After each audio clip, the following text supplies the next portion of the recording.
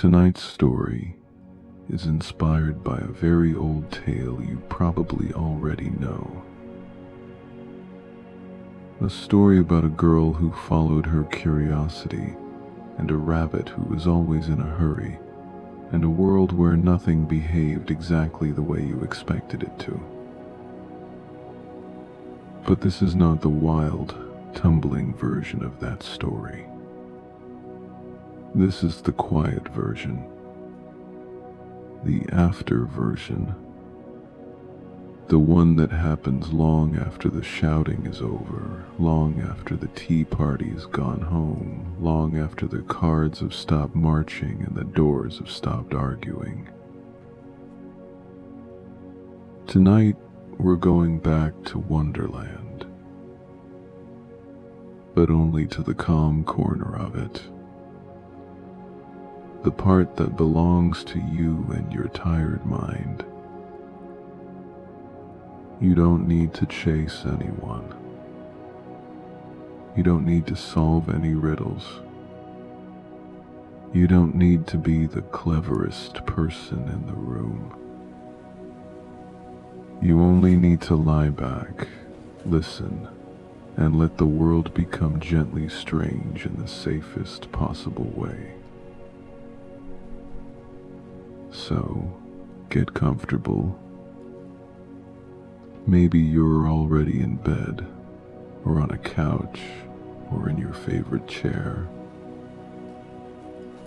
Maybe you have a blanket over you, or just the soft weight of the air in your room. Wherever you are, let your shoulders sink an inch deeper. Let your jaw unclench.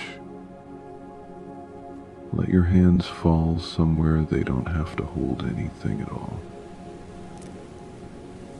Take a slow breath in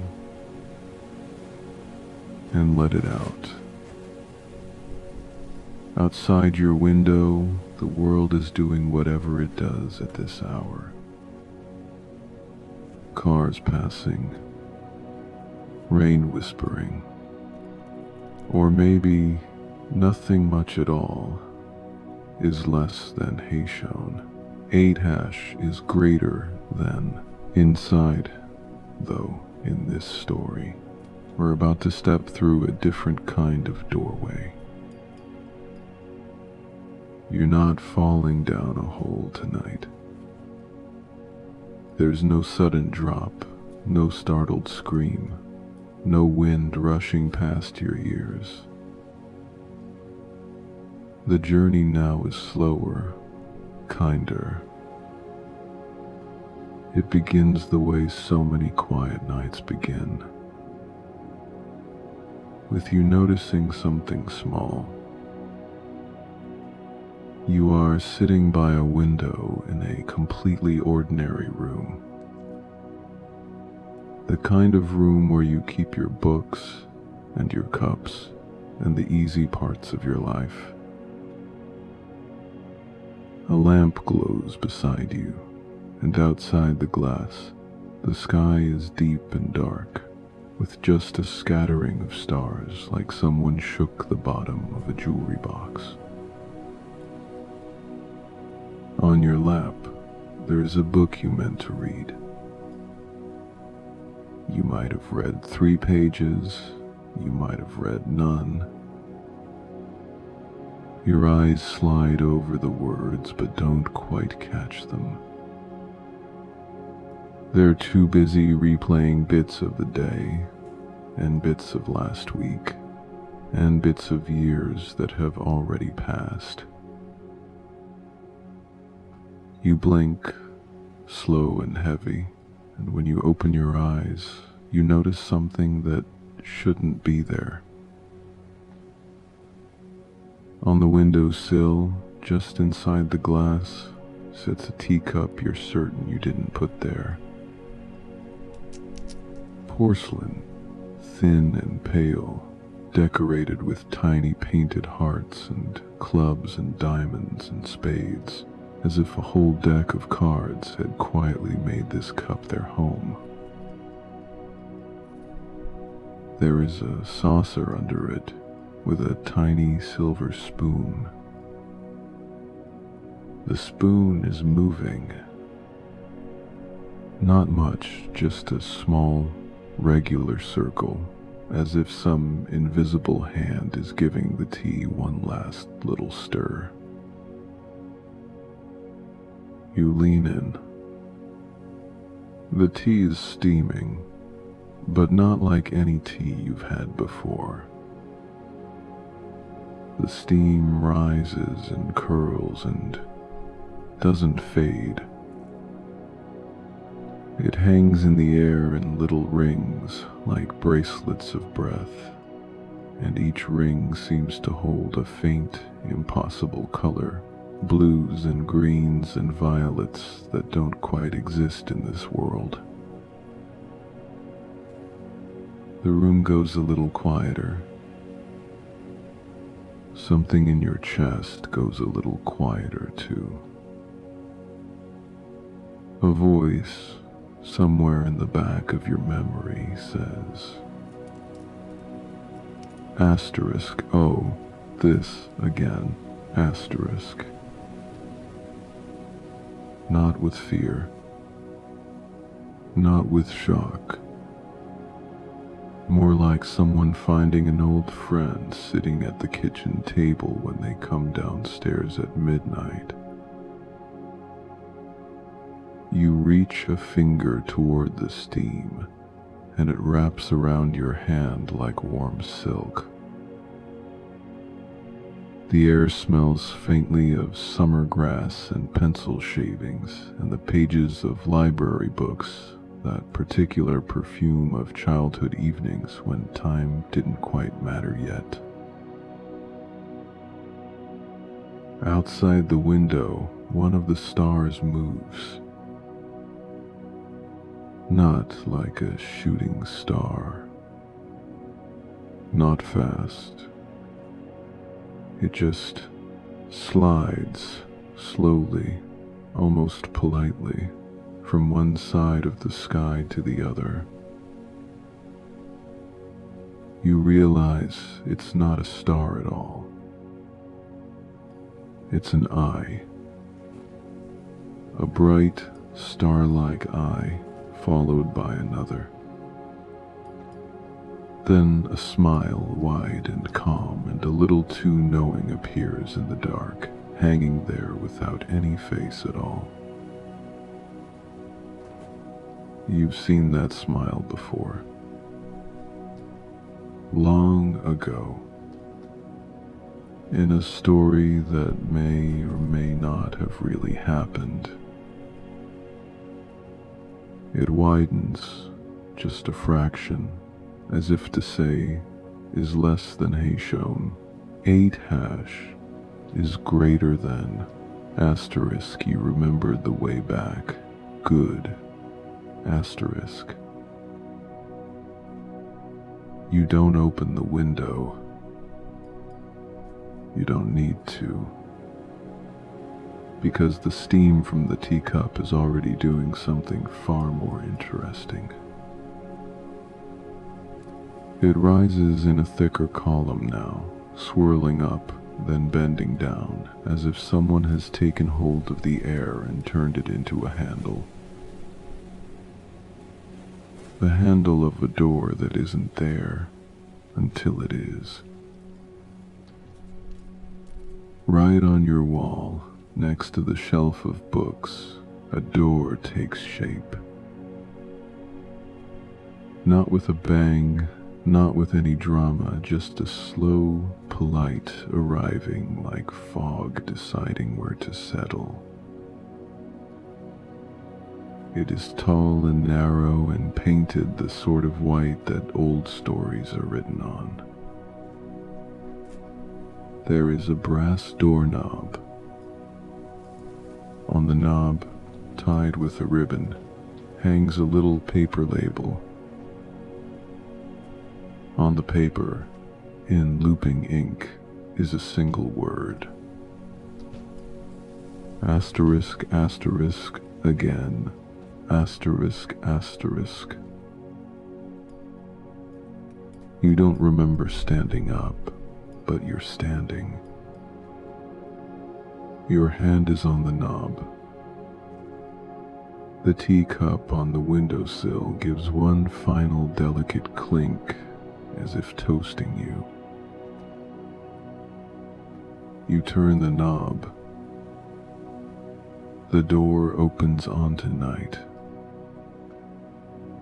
Not the night outside your real window. A different night, full of colors that never quite make it into weather forecasts. The first thing you see is a path, pale and powdery, like someone crushed chalk and moonlight together and poured it in a line. On either side of the path is a garden. Not the tidy sort that grows in straight rows. This garden is lazy and dreamy and full of plants that remember what it was like to be sentences in a poem before they became flowers. The sky above is a deep, gentle indigo, sprinkled with stars that wink and blink and change their minds. You step through the doorway. The door closes itself behind you with the softest click. You don't feel afraid. You feel the way you sometimes feel when you wake from a good dream and realize you can go back to sleep if you want to. Somewhere ahead, at the bend of the path, a lantern is swinging. It isn't attached to anything. It just floats there, bobbing slightly, as if held by an invisible arm. You walk toward it.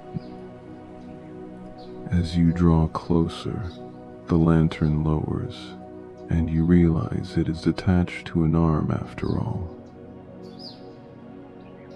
The arm is in a sleeve. The sleeve belongs to a coat.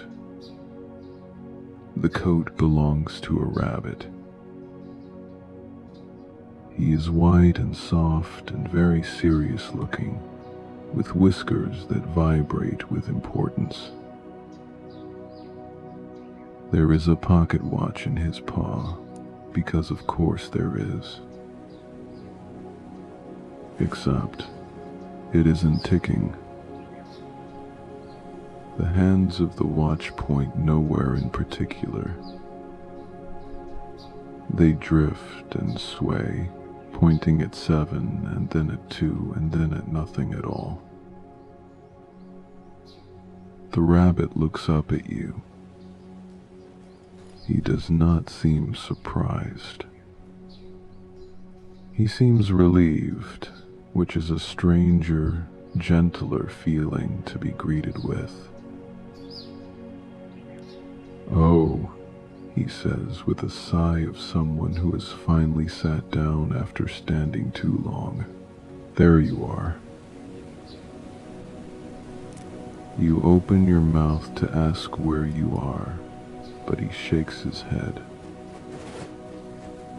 No, he says.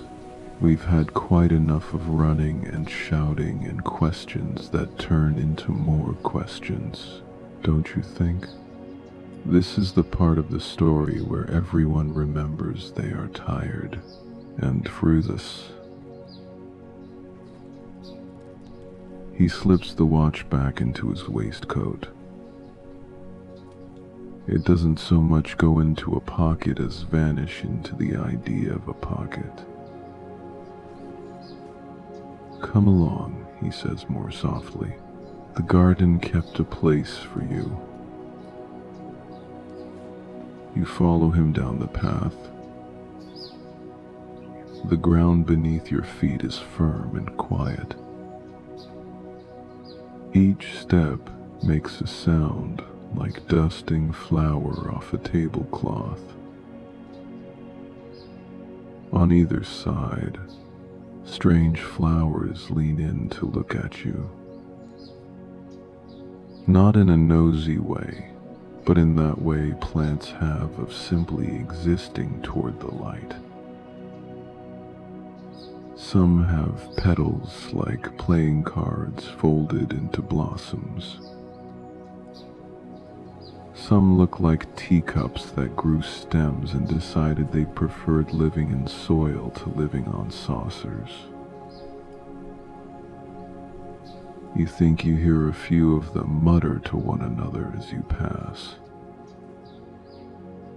"Back again," says a rose with a tiny blue key in its center. "Tall as a door now," whispers a daisy whose petals are shaped like question marks.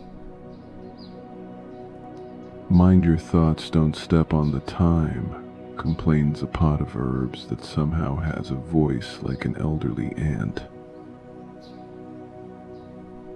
But their voices are more like breeze than speech. You don't need to answer. The rabbit doesn't. He leads you around a corner, and the garden opens up into a clearing. Here, a long table sits under the open sky.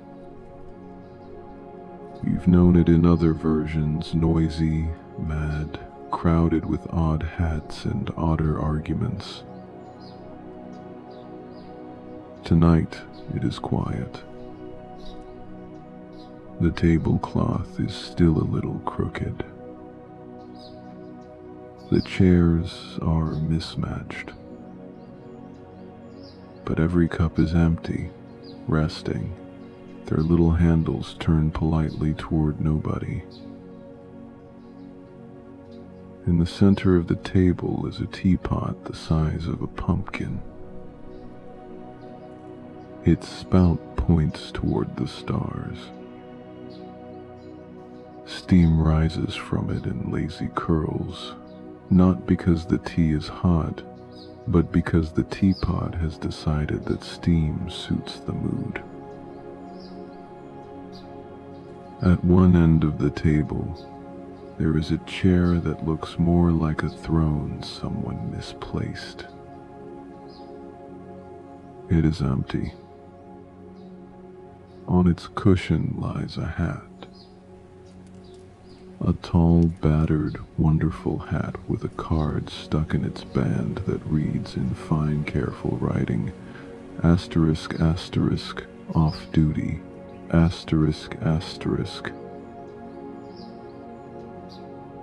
At the other end is a much smaller chair. On the seat is a neat little blue ribbon, tied in a bow, left behind by someone who once tied her hair with it. You recognize the bow. You recognize the hat. And you realize that the garden has lain itself out like a memory you can walk through without having to feel hurried by it. The rabbit pulls out a chair for you. Not the throne. Nothing so grand. Just a comfortable one halfway down the table. You sit.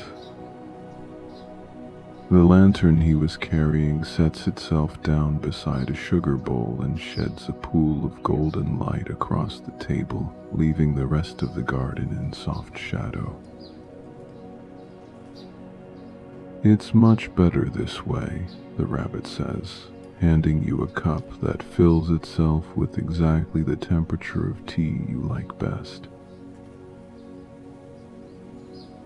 Everyone had such a busy time of it in the original telling. It seemed only fair to give the story a night off. You lift the cup. The tea tastes like all the things you love about being awake when you choose to be. Soft lamps, small secrets, the sound of rain on a roof you don't have to fix. Around you, Wonderland relaxes. Above, the stars are lazily rearranging themselves into shapes they've never been before. For a moment you see a key, then a cake, then a door, then a tiny bottle labeled with a word that you don't need to read to understand. Somewhere, high in the branches of a tree that might be a tree and might be a sentence that wandered off, a pair of eyes appears again. They are followed by that same wide, calm smile. The rest of the cat decides not to arrive. Tonight, he is content to be mostly grin. You worried you'd left and couldn't get back, the grin says without moving. As if stories ever shut their doors properly. You think about that. About all the stories you've loved and left and come back to. How did I get here this time, you ask? The rabbit shrugs in a way that suggests his shoulders are made more of question marks than bones. By being tired, mostly, he says. Wonderland has always admired a good nap. The rest is just remembering the door. The cat's eyes half close, pleased, as if someone has finally arranged the pieces in the right order.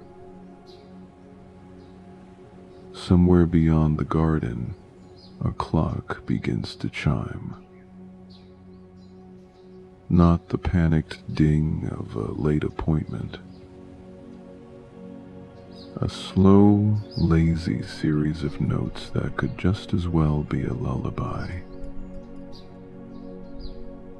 You notice, as the sound drifts over the table, that your shoulders have dropped. Your breathing has thickened from thread to rope. The day on the other side of the door feels like an old coat someone else is wearing. The rabbit notices too. Walk, he offers.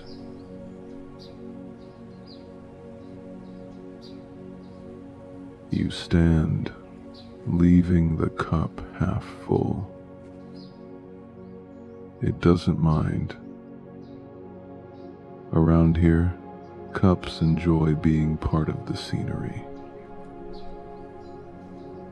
You follow the rabbit away from the table, along a path paved with stepping stones in the shapes of things you recognize: keys, hourglasses, little doors. The garden grows deeper and quieter. Here the flowers don't talk. They sway, slow and heavy, as if dreaming of being clouds.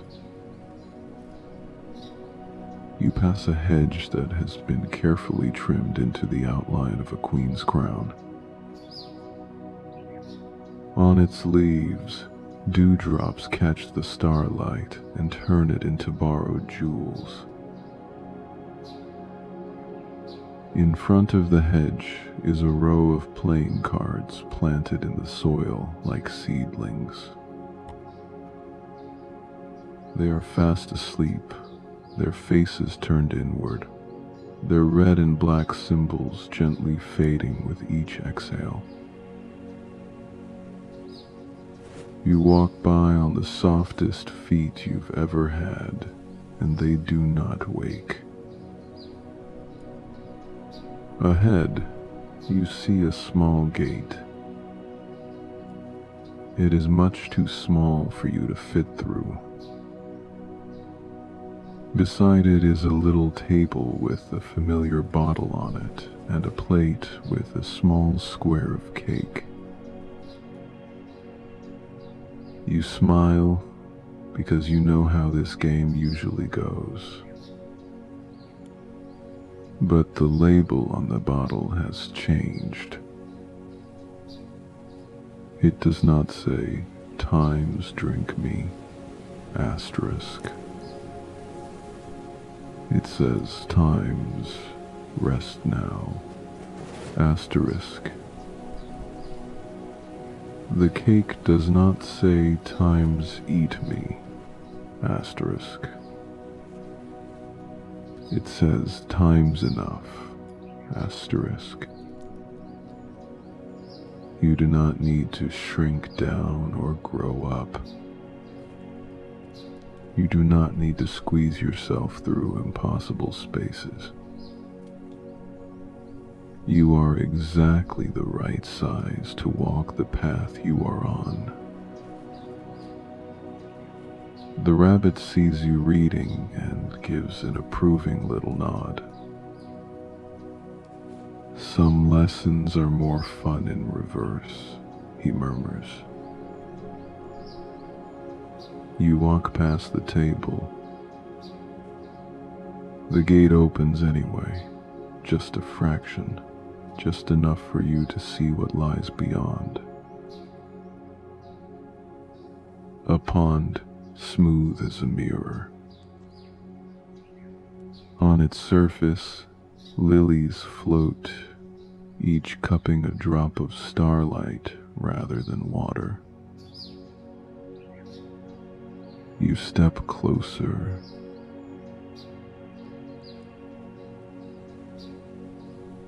In the reflection, you see yourself, but softer, edges blurred by the gentle trembling of the pond.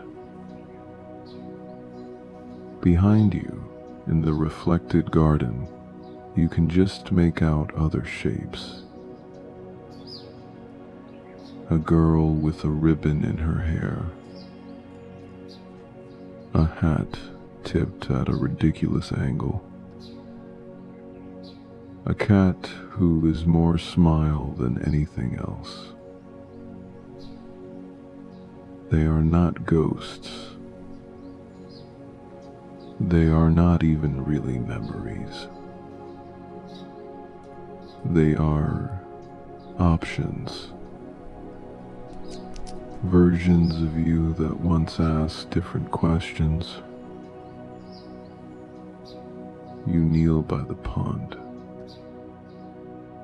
The water is close enough to touch, if you wanted to. You don't. You simply watch as the image of your face grows a little more relaxed with each breath you take.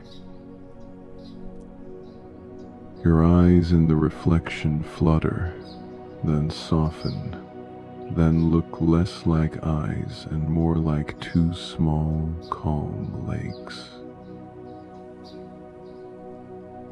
The rabbit sits on a nearby stone, folding his hands over his stopped watch. The cat's smile drifts down from the branches and hangs just above the pond, as if curious. "This is the problem with time," the rabbit says in a tone that suggests he has given up being annoyed about it. "When you're awake, it runs around like a child with wet feet in the house. When you sleep, it finally remembers how to be polite."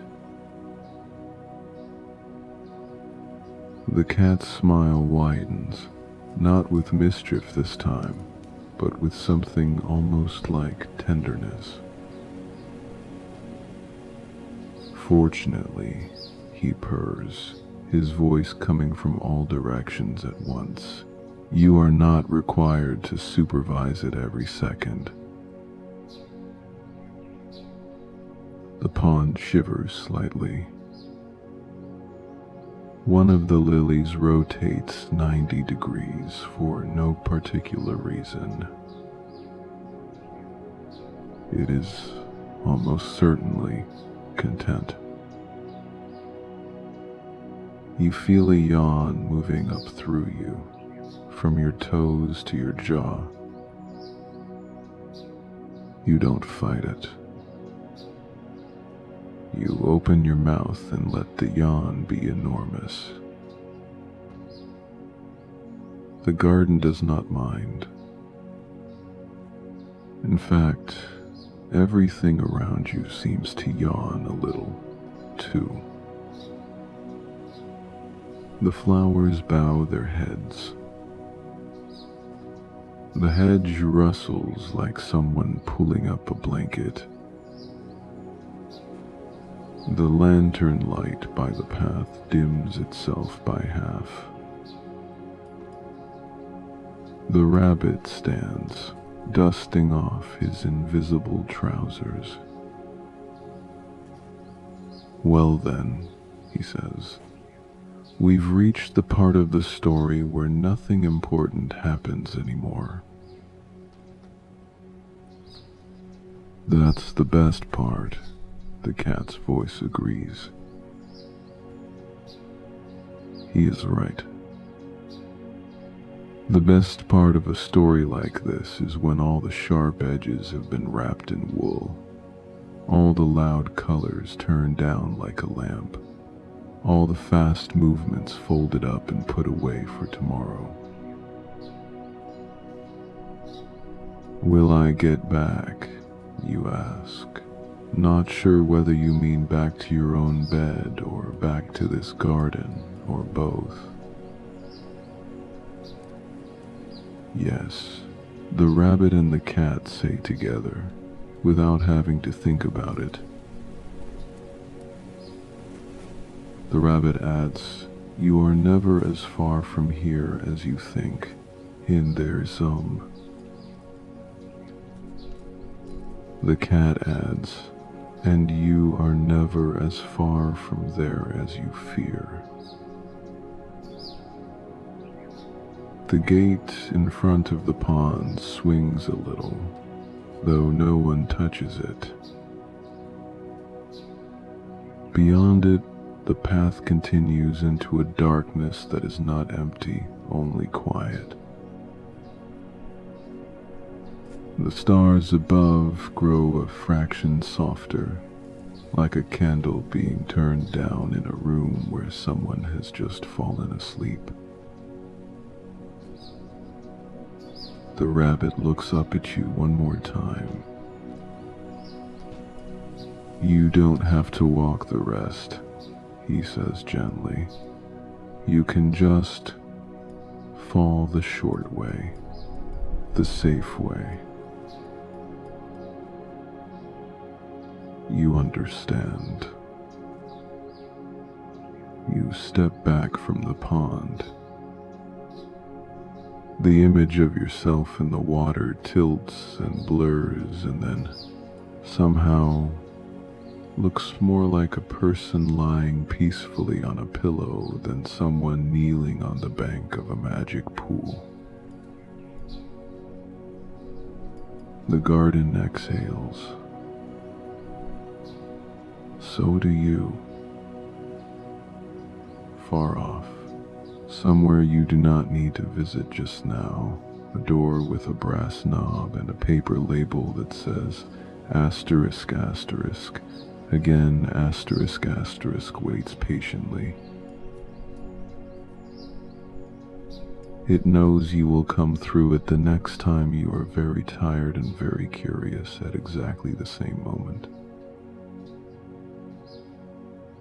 For tonight, you have gone far enough. The rabbit tucks his watch away.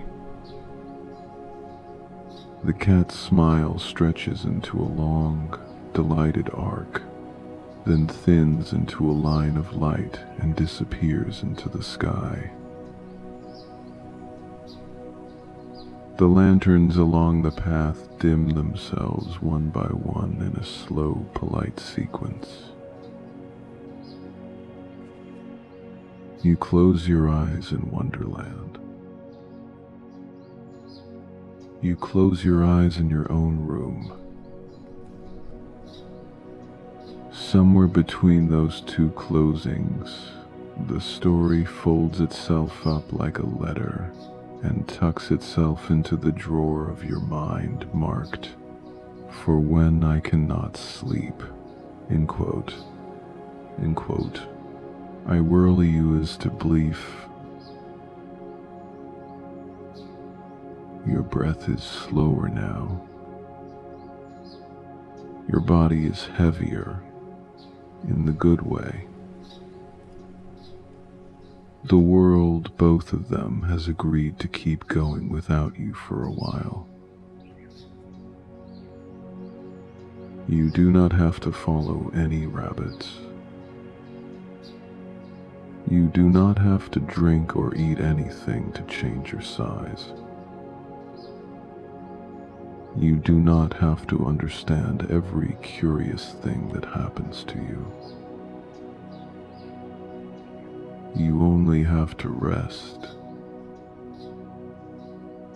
Wonderland will be here when you need it next time.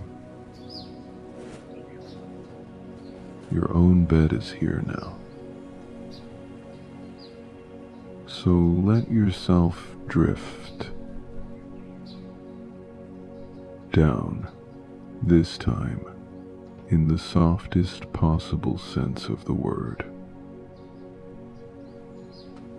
Not into a frightening fall, but into the deep cushion of sleep.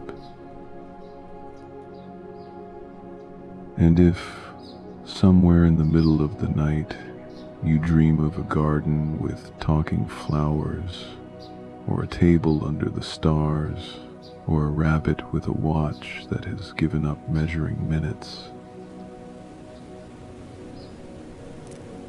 well, you'll know exactly where you are. And you'll know that you are safe there. Good night.